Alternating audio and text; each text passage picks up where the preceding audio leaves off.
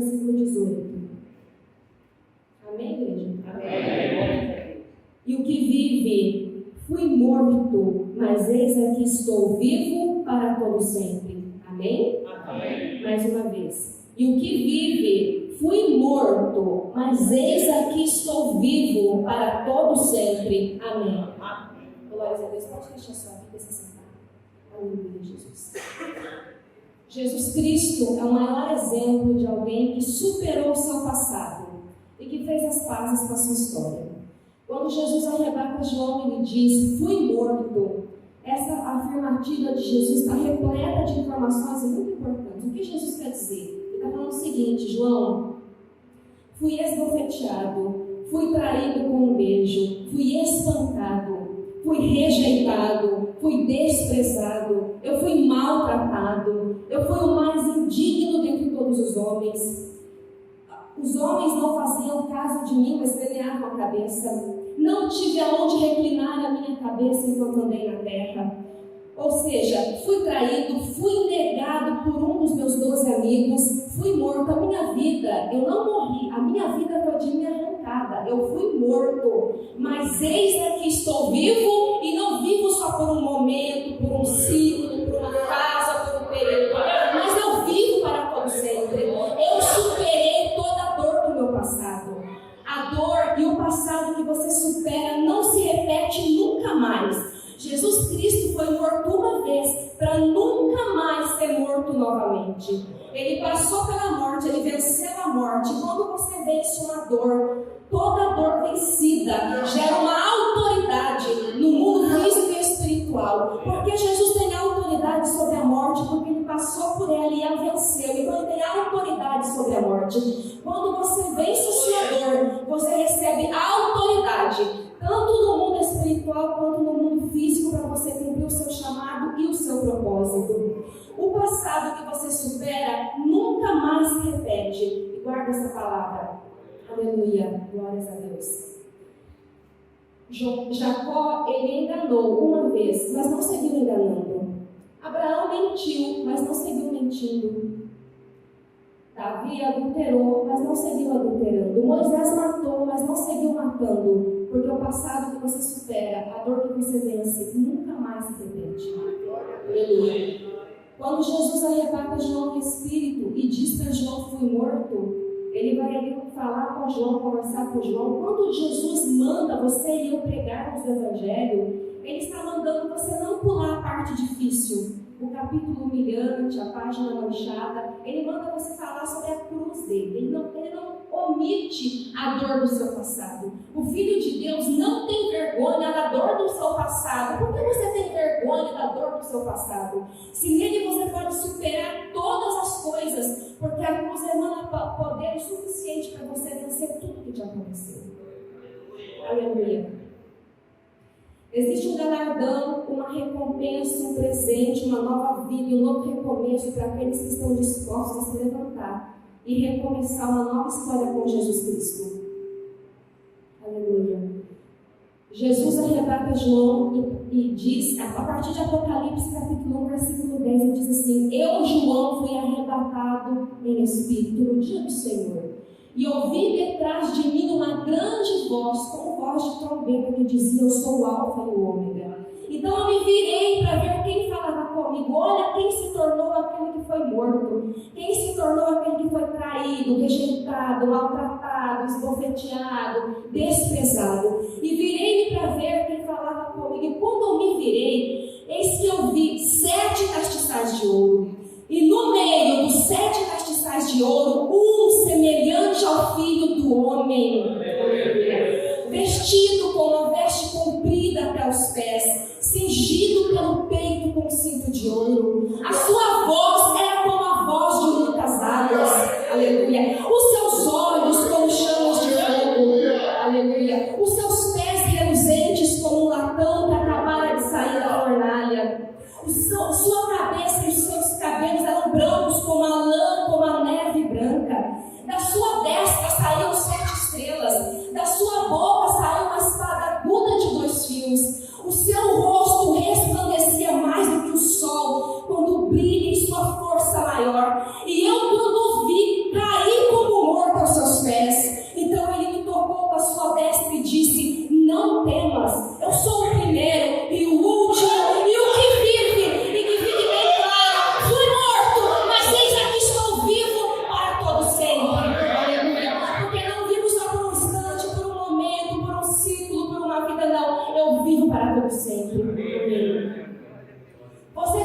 hoje qual dor do seu passado você precisa urgentemente superar.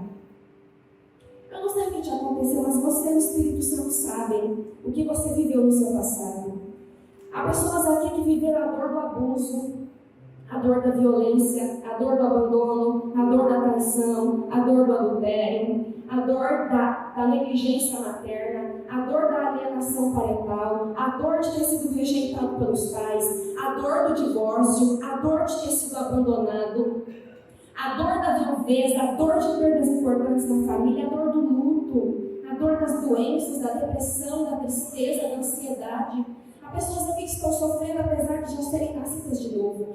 Ou então você não foi vítima no seu passado. Você foi um grande algoz. Você feriu pessoas e você hoje se arrepende por isso.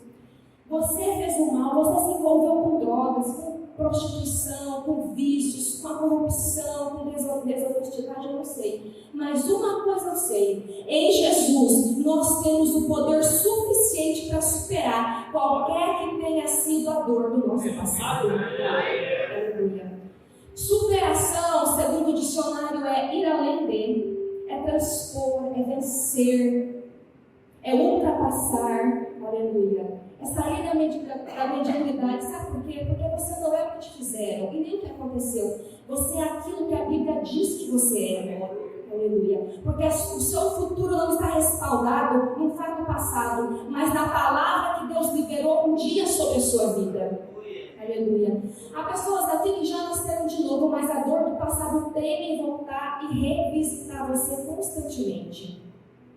Nós vamos aprender hoje quais são os passos para superar qualquer que tenha sido a dor do nosso passado. Amém? Primeiro passo, marca aí na sua Bíblia. Você que tem sofrido pelas dores do passado. Primeiro passo para superar a dor do passado, a dor que tem te trazido angústia, tristeza, ansiedade, culpa, vergonha, remorso. Primeiro, chore pelo seu passado. Isso mesmo, chore, porque as lágrimas fazem parte do processo de cura. Você precisa chorar. Até Jesus mesmo disse: felizes os que choram, porque eles serão consolados, eles serão curados. Porque as nossas lágrimas são uma pedagogia na nossa vida. Nós somos curados também através das lágrimas, porque o choro foi criado por Deus. Aleluia. O salmista no Salmo 126 diz assim: os que semeiam com lágrimas cegarão com alegria. Aqueles que levam a preciosa semente andando e chorando voltarão com seus molhos, trazendo muita alegria. Aleluia. Quando você semeia com lágrimas, você colhe com alegria. Isso é uma promessa de Deus. Davi, no Salmo 56, disse assim: Senhor, recolhe todas as minhas lágrimas no teu odre. Nos tempos bíblicos, os odres eram utilizados para armazenar suco de uva. Por quê? Porque o suco de uva dentro do odre se transformava em vinho, porque havia mínimo contato com o oxigênio, e aquele suco de uva era transformado de forma eficaz em vinho. Na Bíblia, o vinho é símbolo de alegria, ou seja, Deus não recolhe as nossas lágrimas só para armazenar e para ver como nós sofremos, não, mas com o propósito de transformar cada lágrima em alegria, cada dor em alegria, cada choro em riso. Aleluia. Glória a Deus. Ele quer transformar as suas lágrimas e a sua dor em alegria. Mas entenda, a palavra de Deus diz que o choro pode durar uma noite, mas a alegria vem pela manhã. O choro pode durar uma noite, um ciclo, uma fase, um período, mas a alegria vem pela manhã, uma nova fase, uma nova vida, um novo recomeço. Aleluia. Existe um prazo para você chorar. Não chore a vida inteira por aquilo que você não tem poder para transformar e que você não tem poder para mudar. Deuteronômio diz assim, que o povo de Israel planteou o luto de Moisés durante 30 dias. Então cessou o luto, o pranto pelo luto. E a palavra de Deus veio sobre Josué. E ali ele levanta Josué para substituir Moisés. Ouça o que Deus está dizendo. Ele está estabelecendo um princípio. Não chore a vida inteira por aquilo que você não tem poder para mudar. Confie em Deus. Ele tem poder para te tirar dessa situação. Creia nele. Amém? Glórias a Deus. Segundo, perdoe. Eu não sei se no seu passado você feriu ou se você foi ferido. Independente de qualquer coisa, perdoe quem te feriu. E se você feriu, perdoe a si mesmo.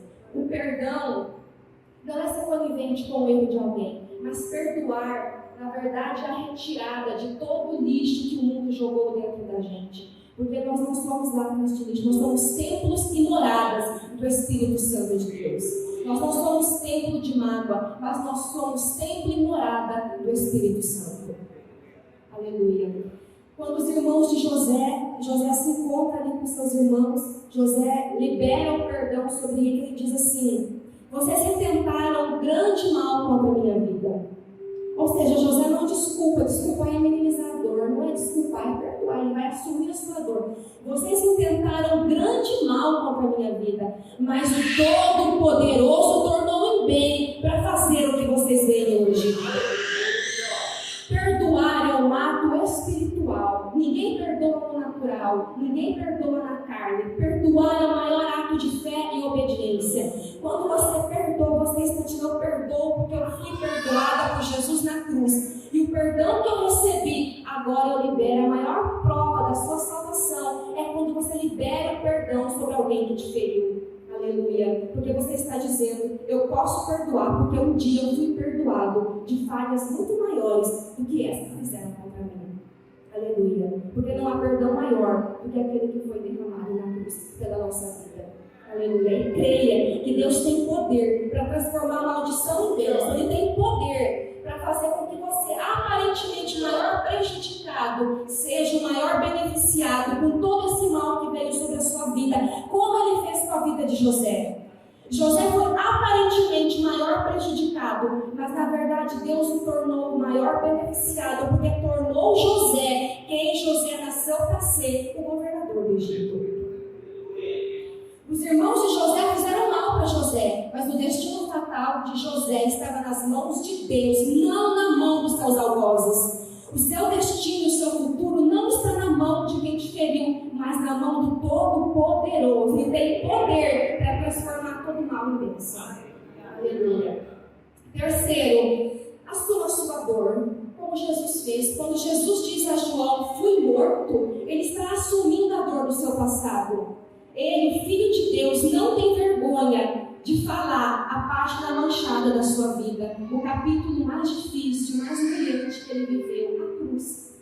Então assuma a sua dor. Quando Noemi ela volta para Belém, ela diz: não me chamem de Noemi agradável, mas de Mara, porque estou amarga. O que ela está fazendo? Ela está assumindo que está vivendo um inverno na sua vida, que está vivendo um momento de dor. E quando você fica se ressentindo com os comentários que fazem acerca do seu passado, você prova que ainda não superou. Enquanto você fica se ressentindo, se magoando, você prova que ainda não superou. Quando você supera, você senta com quem está falando e ri junto com ele, sabendo que Deus tornou tudo em seu próprio benefício. Aleluia. Amém? Ainda que isso não tenha acontecido ainda, tenha fé e creia que Deus tem poder para fazer. Aleluia. Glória a Deus. Não fique se lamentando sobre o que aconteceu, porque Salomão disse assim em Eclesiastes: nunca digas, porque os dias passados foram melhores do que estes, porque não há sabedoria nisso. O que Salomão está falando? Não fica se lembrando do passado bom. Se ele manda você não lembrar nem do passado bom, quem dirá do passado mau? Não fique se lembrando. Se for para lembrar, faça como Jeremias: procuro trazer à memória o que me traz esperança. Amém? Quarto passo: esqueça o seu passado e pare de ficar constantemente olhando para trás. Paulo disse assim aos Filipenses: esquecendo-me. Ou seja, não é esquecer de ter amnésia, mas esquecendo-me de, tirando o foco, tirando o peso, tirando a importância daquele fato, esquecendo-me das coisas que para trás ficam e avançando. Ou seja, eu só consigo avançar se eu esquecer. Se eu tirar toda a energia que eu coloco naquilo, porque se você ficar ruminando e colocando as suas calorias, a sua energia naquilo, você nunca consegue avançar. E Deus quer que você olhe para frente, não para trás. Porque a vida é o que acontece agora. O que aconteceu lá atrás morreu e não existe mais. Existe apenas um compartimento do seu cérebro e tem só a importância que você dá a isso. Ah, mas irmã, mas estão falando do que aconteceu. O problema é deles. Estão falando de um cadáver, de um defunto que não existe mais. A sua vida é o que acontece agora e não o que aconteceu lá atrás. Então, para de dar importância ao que fala. devocional e aprenda da importância do que Deus fala acerca da sua vida e do seu futuro. Amém? Esquecendo-me das coisas que para trás ficam e avançando para as que estão diante de mim, prossigo para o alvo, pelo prêmio da soberana vocação de Deus em Cristo Jesus. Então, prossiga sempre para o alvo. O que aconteceu no seu passado é um fato isolado. E fato isolado não muda seu futuro. Não é um fato absoluto. É por isso que Deus diz, eu sou. Ele não fala, nem eu serei e nem eu era. Por quê? Eu sou. Porque a vida é o que está acontecendo aqui e agora. O que aconteceu ontem também não existe mais. A vida é o que acontece agora. E quando você fica preso ao passado, você gasta toda a sua energia e não evolui, não progride, não rompe, não vence. Amém? Entenda que fatos passados não são fatos absolutos. Noé um dia construiu uma arca, sucesso. Um dia ele se embebedou, fracasso. Um fato não impediu o outro e não definiu nada sobre o futuro dele. Aleluia. Um dia Davi matou Golias, sucesso. Um dia Davi adulterou. Apesar do erro de Davi, de ter sido um fracasso, esse erro, ele enfrentou as consequências do seu erro, mas este erro também não definiu o seu futuro. Ele se arrependeu e deu uma nova oportunidade e continuou sendo o melhor rei de Israel. Ele ainda teve uma família restaurada, teve mais filhos, deixou o reinado em expansão e ainda preparou um sucessor para lhe suceder à sua altura. Então, o que aconteceu não define seu futuro. O que define o seu futuro é a palavra que Deus liberou sobre a sua vida e a tua disposição hoje de se levantar intencionalmente em direção ao cumprimento dessa palavra. Amém? Aleluia. Mais um passo.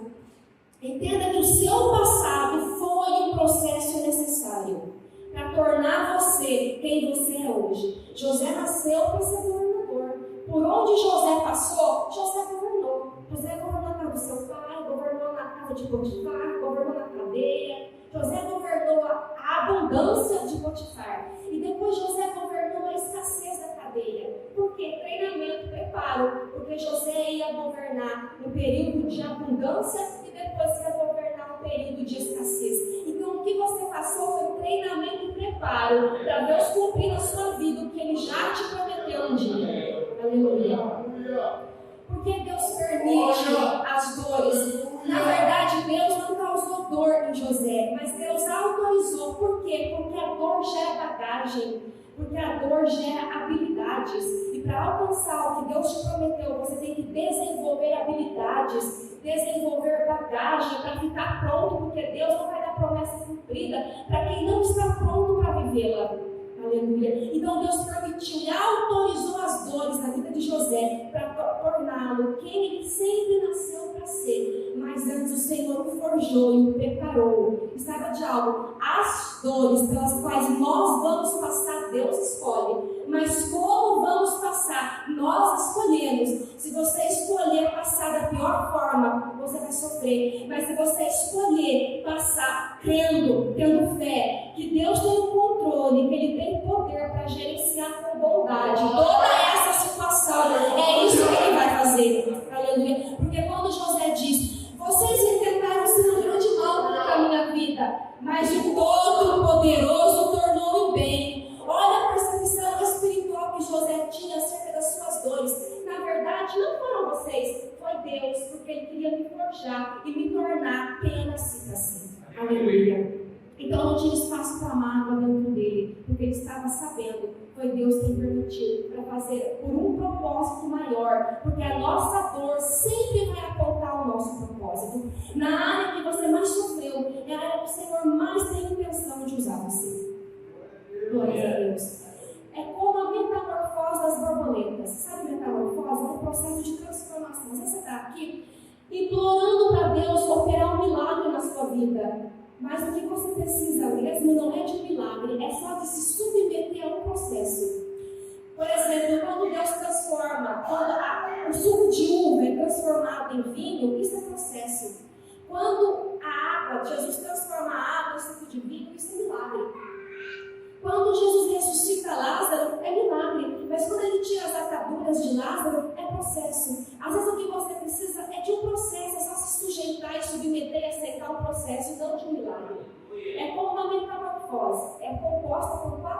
etapas. Primeiro, a borboleta, ela coloca os ovos numa planta.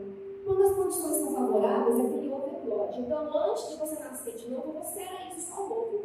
Você não tinha vida no Espírito. Mas a partir da sua conversão, você passou a ter vida no Espírito e iniciou a sua caminhada com Jesus.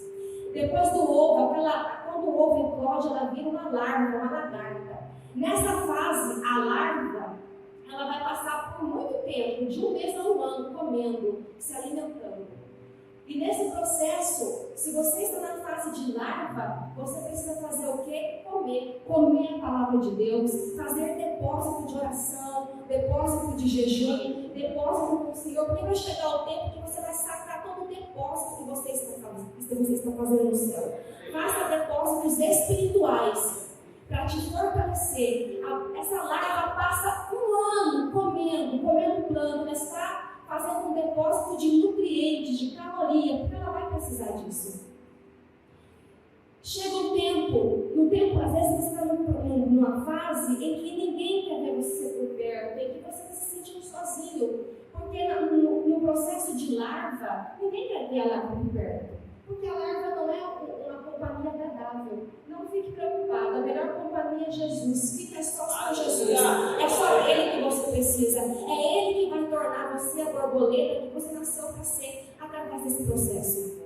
Terceira etapa da metamorfose. Quando essa larva está já fortalecida, ela vai tecer fios de seda e ela vai entrar no casulo, na pupa. E nesse processo, essa larva vai ficar bastante tempo. Ela vai sofrer pressão de todos os lados, ela vai sofrer solidão, ela não vai ter alimento dentro do casulo, ela não vai ter amigos no casulo, ela vai estar sofrendo porque vai estar renunciando ao antigo modo de vida e às facilidades que ela tinha quando ela era larva.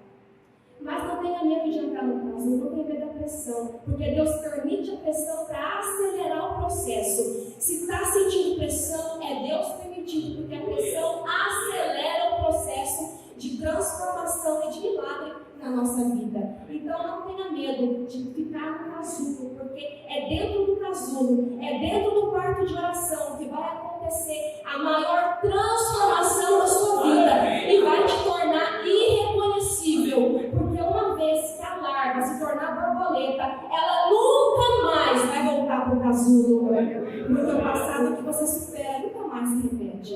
Então essa larva dentro do casulo começa a jorrar sangue para os rudimentos de asas do seu corpo. Ainda é um rudimento, mas ela começa a jorrar sangue para esses rudimentos de asas. E ela vai se fortalecendo, se desenvolvendo nessas asas. Elas se fortalecem, elas crescem e elas irrompem no casulo, elas eclodem num lindo voo. Aí está a borboleta. Você conseguiu chegar no patamar de borboleta e se tornar aquilo que Deus disse que você seria.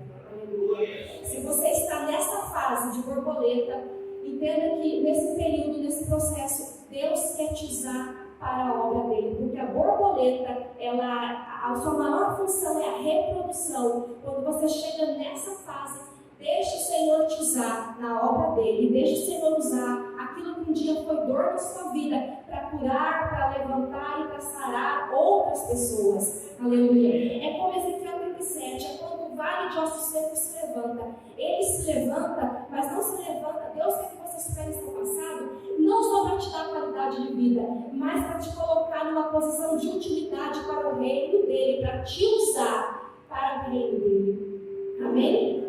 E por fim, entende e tenha percepção espiritual sobre o novo recomeço que Deus está trazendo sobre a sua vida. Isaías diz assim: não vos lembreis das coisas passadas, nem considereis as antigas. Eis que faço uma coisa nova, veja, ela já está surgindo, já está saindo à luz. Eis que porém um caminho no deserto e rios no ermo. O que o profeta está dizendo? Ele está despertando você. Tenha percepção para entender o novo recomeço que Deus está trazendo sobre a sua vida. Porque para você parece que é o fim, mas não é o fim. É um novo recomeço. É uma nova oportunidade. É uma nova vida, mas agora com Jesus. Não deixa o diabo te falar que é o fim, a tua mente te falar que é o fim, te desestimular, ou o teu passado falar para você que acabou. Não é o fim, é um recomeço. Um dia o diabo falou para José na cisterna do deserto: é o fim, mas Deus disse: é o recomeço. você vai ser governador do Egito. Um dia Moisés, diante do Mar Vermelho, o diabo disse a ele: é o fim, mas Deus disse: é o começo, você vai libertar todo o meu povo. Um dia o diabo falou para Davi, diante de Golias: é o fim, mas Deus disse: é o recomeço, você vai ser rei de Israel. O diabo falou para Esther, no tempo da escravidão: é o fim, mas Deus disse: é o recomeço, você vai ser rainha dos medos e persas. O diabo falou para Daniel na cova dos leões: é o fim, mas Deus disse: é um recomeço, você vai ser grande ministro em Babilônia. O diabo falou para Sadraque, Mesaque e Abednego: é o fim na fornalha ardente, mas Deus disse: é o recomeço, vocês serão grandes influenciadores em terra estranha. Aleluia. O diabo falou para Paulo e Silas na cadeia: é o fim, mas Deus disse: é o recomeço de uma nova viagem missionária cheia de milagres. O diabo falou para Abraão, velho e sem filhos: é o fim, mas Deus disse: é um recomeço, você vai ser pai de multidões. O diabo falou para Sara, idosa já, estéril: é o fim, mas Deus disse: é um recomeço, você vai ser mãe de Isaac, do qual virá a minha descendência bendita, Jesus Cristo. Aleluia. O diabo falou para Ana, humilhada, deprimida, depressiva, estéril: é o fim, mas Deus disse: é um recomeço, você vai ser mãe de Samuel e de mais 5 filhos. O diabo falou para Jeremias no tempo da escravidão: é o fim, mas Deus disse: é um recomeço, você te dei por profeta às nações, te santifiquei e te dei por profeta às nações.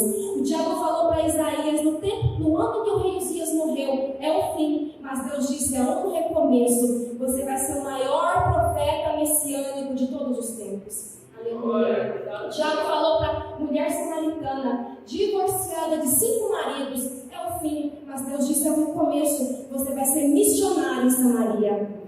O diabo falou para Ruth, viúva, desamparada, sem recursos: é o fim, mas Deus disse: é um recomeço, uma linda família te espera, um novo casamento, Boaz te espera. Aleluia. O diabo falou para Maria Madalena, endemoniada por 7 espíritos malignos: é o fim, mas Deus disse: mentira, é um recomeço, você vai ser a primeira a receber a maior notícia de todas: Jesus ressuscitou. Aleluia. O diabo falou para João, isolado na ilha de Patmos: é o fim, mas Deus disse: mentira, é um recomeço, você vai receber a maior revelação de todas, o Apocalipse. O diabo falou para Jesus, pregado na cruz do Calvário: é o fim, mas Deus disse: é um recomeço, inicia agora o tempo da graça, todo o poder te é dado. E Jesus recebeu um nome sobre todo nome, e nesse nome nós temos poder para superar qualquer que tenha sido a nossa dor. Aleluia, se coloca de pé. Glória a Deus.